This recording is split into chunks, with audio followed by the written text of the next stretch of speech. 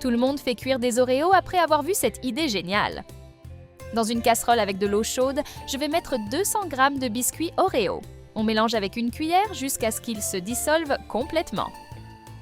Je transfère tout dans un autre récipient. On ajoute une tasse de sucre et aussi une tasse de lait. Je mélange tout. Je suis sûre que tu n'as jamais fait un dessert comme ça avant. Je te mets au défi d'essayer de deviner ce que je suis en train de faire.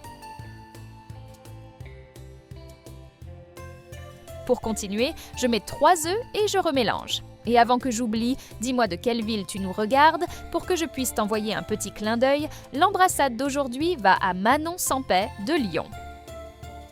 Je suis trop contente que tu aimes nos recettes. J'ai appris ce secret avec le patron d'une pâtisserie très connue. Vous imaginez sûrement déjà qui c'est. Depuis que je fais ça, je n'utilise plus jamais les biscuits autrement. Ensuite, on met 2 tasses de farine de blé. On mélange tout. C'est une super façon d'avoir un dessert différent et ultra gourmand pour le goûter ou même pour une pause rapide. Je n'ai aucun doute que ça va entrer dans ta routine, comme c'est déjà entré dans la mienne. Quand je le fais à la maison, il n'en reste jamais. C'est juste impossible de n'en manger qu'un morceau tellement c'est bon une fois prêt.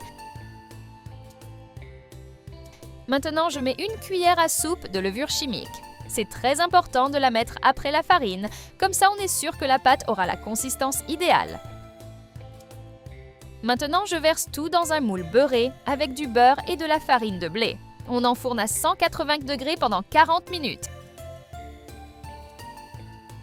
Dans une autre casserole, je mets 2 tasses de lait concentré et une tasse de crème fraîche. On remue pendant que ça cuit à feu doux. C'est très facile, pratique et rapide à faire. Parfait pour les jours où tu n'as pas le temps de te lancer dans des recettes compliquées.